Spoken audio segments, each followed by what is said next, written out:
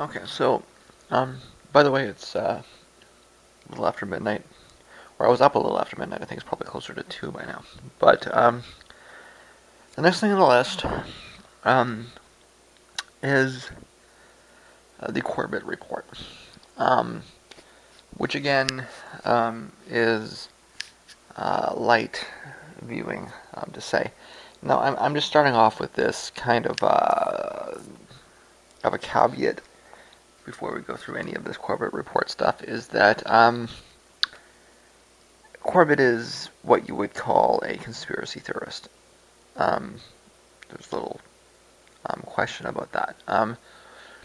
He's also a right libertarian. So, um, right there, um, there's a lot of potential for me to disagree with him on both of those uh, fronts. That said, the reality is that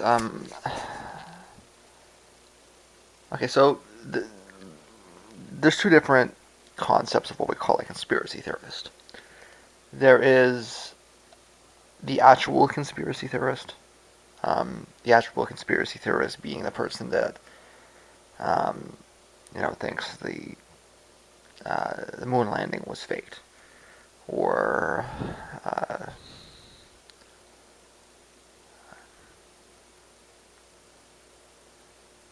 there's a push for a one world government, the NWO people. These are conspiracy theorists. Okay, and then there's the conspiracy theorist um, that um, understands what's happening in the world, but is rejected by media um, outlets that are aligned with propaganda systems. So um, it's often a way um, when you say somebody is a conspiracy theorist in quotes, what that means is that this is somebody that understands things beyond the level of propaganda, right?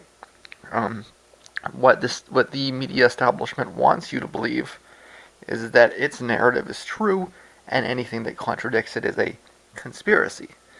When you know, broadly speaking, the actual truth of it is that what the media establishment is trying to tell you is propaganda, and what contradicts it is the actual truth. Um, Now, there's overlaps in these two ideas of the actual conspiracy theorist and the conspiracy theorist. So, Alex Jones, for example, is a conspiracy theorist. He quotes. I also think he's a KGB agent, um, but much of what he says is nonsense. And it's very easy to debunk, it's very easy to show that it's nonsense. When he's not making things up, he's pushing Kremlin's lines. It's all very, very transparent. Um, Corbett is a little bit more um, along the lines of a conspiracy theorist, although he also delves into the other sorts of conspiracy theory as well. And to be honest with you, what I get from watching Corbett is that I don't think he often knows the difference. I think that maybe when he started with this, he was a little bit more idealistic. Um, like he actually has like a paid site, right, where you can get secret knowledge by paying him. It's like a step up from a clairvoyant. Um, so um, it's you need to take what he says carefully, okay? Because he mixes the outlandish sides of conspiracy theory with the more fact-based reality of things. Um, so I mean, he's not on the fact-based side of things, like a Robert Perry or a Robert Fisk or an Noam Chomsky, but he's not on the making shit up side, the Alex Jones or whatever. He's kind of somewhere in between. He's worked for RT, so he's done the Russian propaganda circuit. Like I say, he does push a bit of that, but he's somewhere on the fence. So he's worth paying attention to if you like the topics that he talks about. Um, but you have to be careful when you're doing it, right? I find the value of it is more that from time to time um, he'll state something in passing, or he'll draw attention to something that I hadn't heard before. Because I mean, I don't really keep my ear to the ground of the conspiracy crowd too closely. Um, I try to stay a little bit closer to the Chaunceys and the Perrys. Um, yeah, the more fact-based um, reporting, but a lot of that leans and skews so far left um, that it misses a kind of an entire spectrum of things, and that is where Corbett is a little bit more useful. That said, he will no doubt piss me off, and when he does piss me off, it will probably be more on a political nature than on a conspiracy theory nature. It's easy to laugh off the more uh, you know um, Illuminati fringe aspect of what he's saying. Um, but when he starts tying it into market theory and his kind of concept of he goes the whole way, spontaneous order, all the nonsense, and that's the stuff that really pisses me off, and is going to get a rant or two out of me. So that's just a caveat. There's quite a bit of stuff in my list from him, but 50 videos over the course of, I guess, the second half of 2014. I don't know how far back I went. I know they're all from 2014. I don't think I'll watch all of them. I think that if I can get through half of them without throwing something at the screen, that I'll have accomplished something. But we'll see how far I go. Obviously, if I do end up watching all of them, I'll be doing this for the next month, and I can't take a month of Corbett. I can take a little bit of Corbett, but I mean, I don't think I'll take a month of them. So we'll see how this goes. But yeah, just a warning. It's interesting. It's thought provoking. It's helpful in a certain way, but you need to approach it with skepticism. And his politics are terrible, just terrible. So it's about 3 o'clock, and I'm just about to go eat. Sorry, I finished eating. I'm just about to go into the other room in here and finish up. Something I just noticed for the first time in a long time is that I can smell my food. I know that sounds maybe a little bit. I mean, like smell my food when I'm done eating it, kind of thing, right? So, of course, I could smell it when I was eating it, but for there to be a smell after I'm done eating is something I haven't experienced in a long time. My battery's just about to go, but I just wanted to point out that I got up to October. I'm done yesterday, so I should get that page wiped, anyways. The next step after that will be to go through and check all my notifications and wipe out conversation that I was involved with. I don't know how complete it can be, but I think I can be pretty close. So there's a few checks I'll have to do after that, like Google searches and stuff, but I think I can be either done today or almost done today. A lot of the polling had Bush over 10%, but I still think you need to look at the bottom three and realize that the major problem is that Carson, who might try running for city council before he runs for president, is going to hand Trump the win. Carson's purpose may be to try and prevent blacks from voting in the Democratic primary, and therefore give Sanders, the quote-unquote easier candidate, a boost, but it looks like it's doing more damage to the Republicans than anything else. The bottom three together would combine to second place, and I think that's very important to point out, because Rubio is a sort of hybrid candidate created through media obfuscation. Kasich is the sole remaining serious candidate if he's not able to pull support from Carson soon and bleed moderate support from Trump, then the purpose of the primary becomes voting for Trump to stop Cruz. And Trump wins. Huge. So I've done enough testing that it's clear to me that most of the posts that I'm making on YouTube are invisible to everybody except myself. That goes a long way to explain why the hit count came down. And this is very sneaky because I experience no signs of censorship. I can see my posts. If I go back to the page, my posts are there. I get no error message. But if I log out of the site and come back, I can no longer see the posts. Again, that is behavior that couldn't possibly be designed with anything other than political censorship in mind. Let's see if I can jam this.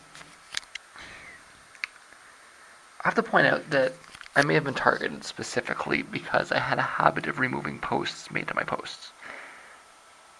But let's be clear about a few things. First is that it was my post. I had the functionality to remove the responses to my posts. And frankly, I believe I had ownership of those posts. So there's no rules broken there. Second, I was actually very enlightened in the way I did this. I'm trying to save the conversations I had. That means plenty of people didn't get deleted. And there were plenty of interesting back and forths. Now, of course, some of the morons that ended up with deleted posts may disagree, but that's a function of their idiocy. And the problem in the first place. See, just because they don't realize that they're buffoons doesn't mean I have a responsibility to listen to them. It's just another symptom, really. YouTube was perhaps too good for its user base for a while. I don't feel I have a choice but to stop posting here. Seriously. They've reduced the platform to something that is essentially useless for anything but trolling. But if that's what they want, they can get ready for some of it. What I'm saying is that I may have gotten a very high number of complaints because I deleted a large number of posts. But if you saw those posts, you'd understand. They were personal attacks, baseless insults, unsupported arguments, and just flagrant idiocy. The difference is that I didn't cry to an authority figure. I just removed the posts. Then, the people that were posting nonsense and insults complained that their posts were being removed, and I'm the one that ends up getting silenced. While they get to keep on posting utter stupidity. So should I have reported them instead of taking matters into my own hands?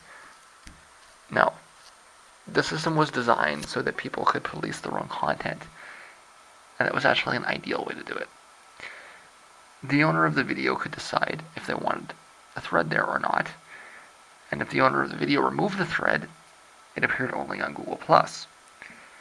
Then the owner of the thread could decide who was allowed to comment on the thread, and which comments were allowed to stand. This allowed for people to moderate their own content. The anarchist ideal of self-moderation.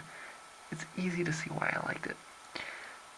But people didn't seem to understand the system or said that they should have the right to comment on other people's posts, whether they liked it or not. They weren't able to get the abstraction of personal property rights, so they complained to authority figures who had to step in, and I'm the one that got punished for it. I mean, you could imagine, somebody claiming that they have the right to, spray paint graffiti all over your car, and wiping it off is considered to be, infringing on their speech rights. Well, no, it's your car, right? And so you have the right to wipe your car down. The abstraction was that the post belonged to me like a car would belong to you, and I would have the right to remove graffiti off the thread. But people just didn't seem to understand it that way. It's unfortunate, and they're wrong, but that's just not how they saw it, right? Again, though, it's not a situation where I wish I had reacted differently. It's a situation where I'm learning that this is a bad platform, and that I need to adjust to its failings. The other option was that my content, while it existed, would not have been the pleasant conversations that people became accustomed to seeing my name attached to.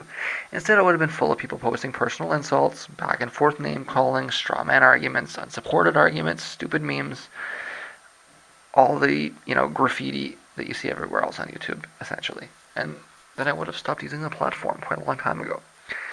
So it was either that I cleaned these threads up and pissed a lot of people off, or that I didn't use the system at all. And I just have to laugh, right? I mean, people wanted in on my comments because they were high profile enough to be noticed.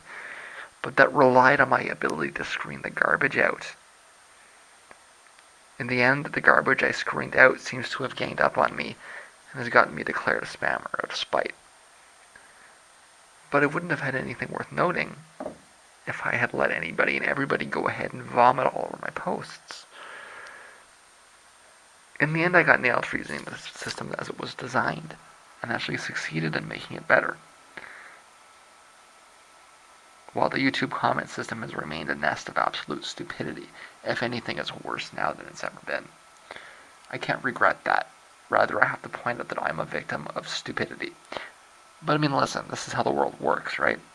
Where's the alternate history where everybody listens to Jesus, agrees, and goes to smoke a fatty in the park? You're right. We should all treat each other the way we like to be treated. We should all just get along. It didn't happen. Whether any of it happened or not, it's the story, it's a valid point. So, I mean, mass idiocy is normal. Intelligence is always persecuted. They hate you when you're clever. The reality is that any other outcome would be unheard of. It would be astonishing, right? So really, I should be content in realizing that I'm lucky that I haven't been lynched yet. I'm almost done in clearing the page down. I should get close to 1,500 pages in the end. Unfortunately, that's probably 1,500 out of 2,000 or so. But it's still 1,500. And I'm sure the lost ideas will regenerate elsewhere. Eventually. It's about 11 o'clock in the morning. And I am actually going to stop to have a second meal for the day. It kind of caught up on me, so I ended up having yesterday's meal early today, so I'm going to have today's meal today.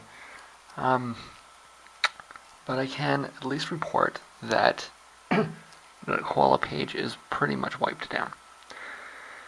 The only things that are still on the front of it are a couple of posts that I think I can access, but the hyperlink doesn't want to take me directly to. I was hoping the next phase of this would be for me to go through my notifications, but it's telling me I don't have any notifications, which means at every step of the way, it's just being an annoyance. It's kind of a middle point. I do hope that comes back, but ultimately, it's only kind of a half issue. A bigger concern is going to be in going through my watch history. Now, my watch history goes back, I don't know how far. I think it goes back to at least 2013. And I believe I tried to sort through it once, and it seemed to go back further than that. So, I think it might have even been 2011. Meaning that... I'm sorry, I knew that it was coming. I should have actually swapped the batteries before I started. Anyways, so this is going back all the way to 2011. So I think so. I'm going to be going through one by one. I'm also going to be going through my view history, which I believe I only have on this machine back until August, because that was when I lost it last time. I may have other view histories. That's going to be a process that I'll need to go back towards when I get to the next stage of this.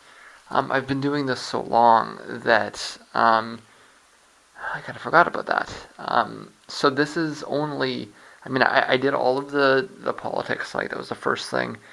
The next thing is the Google site, and I'm really just about there. Or at least I'm done wiping down that page. The next thing will be that I'll need to wipe down the conversations that were in posts that weren't mine.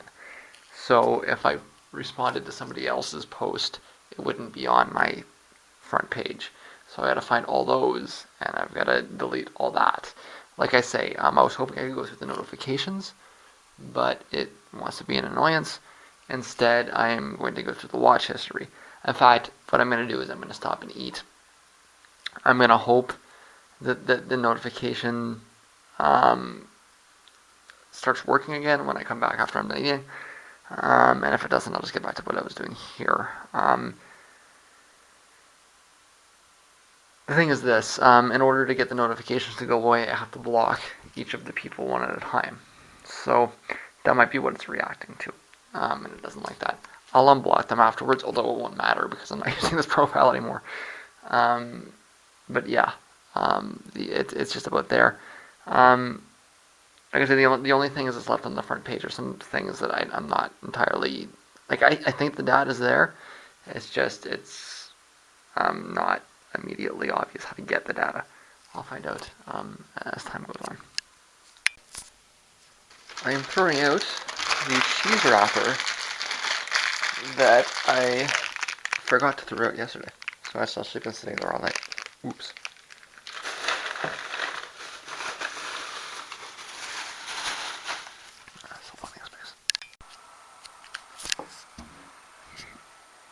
I've been trying to sort through the comment page on a Caitlyn Jenner video at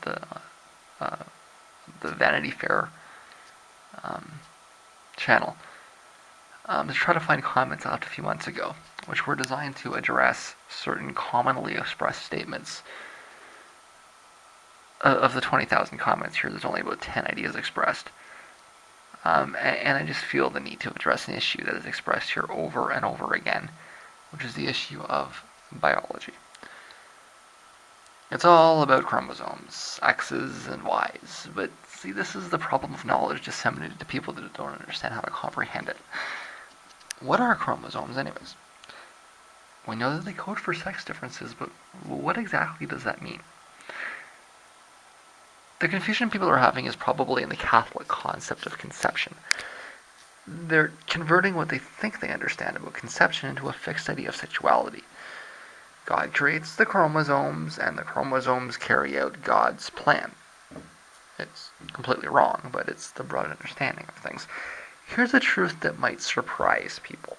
If you take a genetically female fetus and you flush it in testosterone, it will actually develop male sexual characteristics. So we're talking about female chromosomes. At an early stage of development, if you flush it in testosterone, the child will grow a penis. Okay? And if you take a genetically male fetus and you flush it in estrogen, it will develop female sexual characteristics. So we're talking about male chromosomes. If you flush a fetus with male chromosomes in estrogen, it will grow ovaries. How can that be? You thought the chromosomes uniquely determined the sex, and that was carrying out God's plan. But what the chromosomes actually code for, both in the womb and in later life, is hormone expression. The chromosome argument is consequently rather lacking. It is true that transgender people do not modify their chromosomes, but the chromosomes only determine their biological sex in terms of how they determine the body's chemistry. And transgender people do swap out that body chemistry, which is the actual dividing point of biological sex.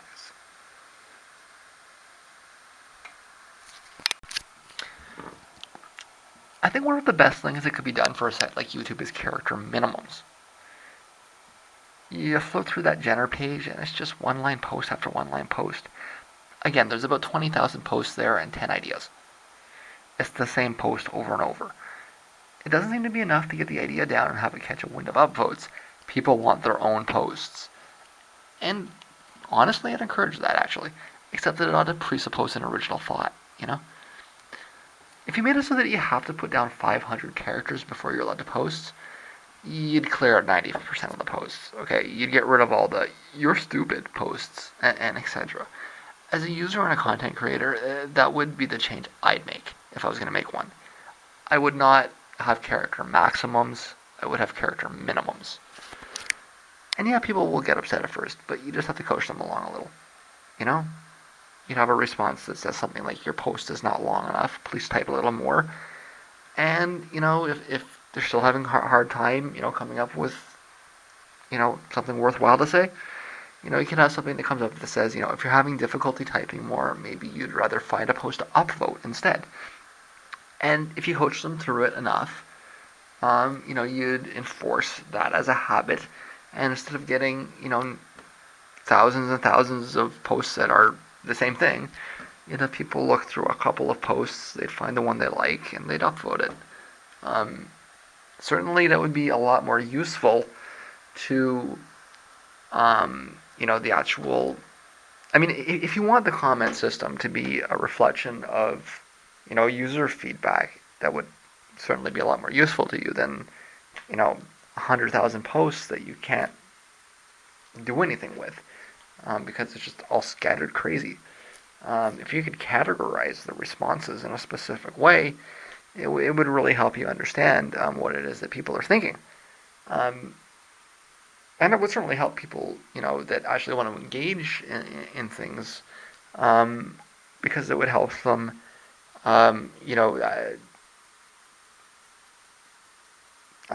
herd strains of conversations together, right?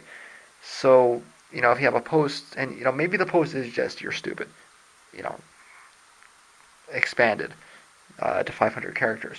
Well, instead of having 10,000 posts that say you're stupid, um, you just have the one, and then you can have all kinds of discussions about it.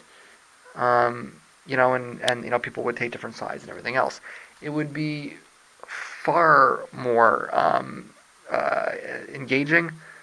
Um, it would take the level of discourse way up. Um, you would hook more intelligent people in it. And the whole thing, like the whole level of debate would go way up. Um, Again, if I'm the uh, well, let's not get into that. Um, let's just point out that, like I say, if I was doing this, like I would be trying to get it as far away from what Twitter does as possible, and making like a minimum amount, so that like if you don't have anything worthwhile to say, then don't post. And I mean, really, that's the value in a character minimum, is kind of having people change their mindset, rather than, I'm entitled to post wherever I want and say any stupid thing I can think of. Um, this idea that, if I don't have anything worthwhile to say, I'm not going to waste everybody's time, and eat up the comment section and the board, um, wasting space. Um, to put it another way, there's this idea in activist circles called derailing, um, that is about, when people that don't really have anything worthwhile to say or anything relevant to say take up all of the space. Um,